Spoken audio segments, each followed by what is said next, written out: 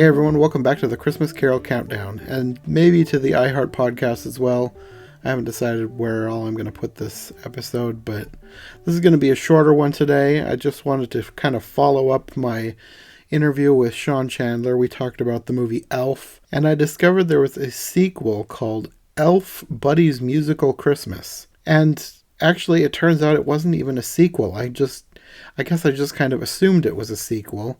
It's kind of basically a retelling of the movie, but it uses stop motion animation and it's fully a musical.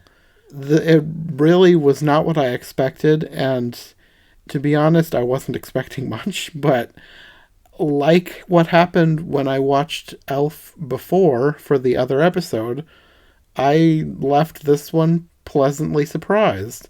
I wasn't like totally shocked like I was with Elf, because with Elf, I thought I did not like that movie. I remembered watching it years ago, and I remember thinking it was terrible. This, I was coming off of my pleasant surprise with finding out I actually liked Elf. So it turned out I liked this too, and it wasn't what seemed to be a cheap knockoff. It actually had some production value put into it. I enjoyed the music, some more than others. It's the first song sung by Ed Asner, who is the only one who's reprising his role from the movie. He's Santa. His song at the beginning I thought was really funny, really well written. All the music is good, but that one was kind of the standout for me. But then there's also another good cast. Like I said, Ed Asner reprised his role. He's the only one. So taking the role of Buddy the Elf is Jim Parsons, who I know as Sheldon from The Big Bang Theory. This one was a lot closer to his role in the animated movie Home, the Alien movie, which I also really enjoy.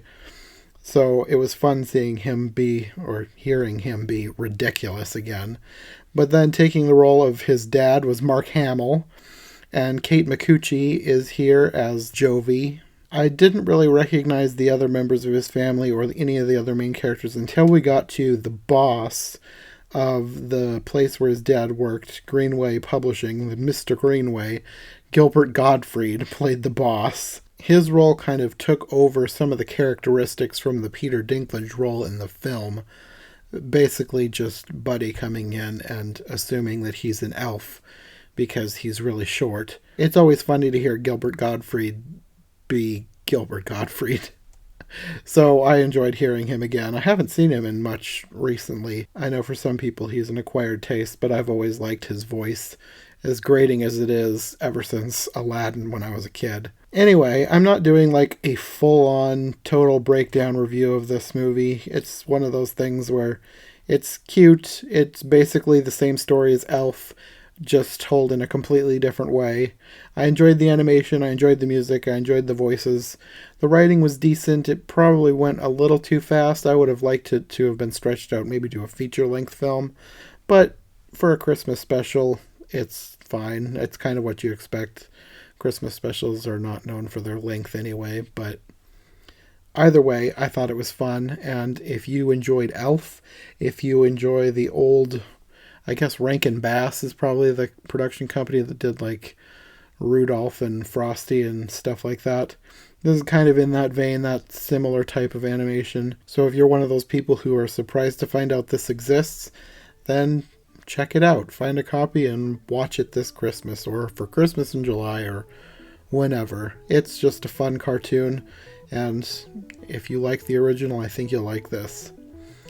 That's all I've got for today. The next episode of the podcast will be up next week, and that's the one I'm doing with Katie Fabric, talking about Jingle All the Way and Jingle All the Way 2. So check back for that, and we'll see you then.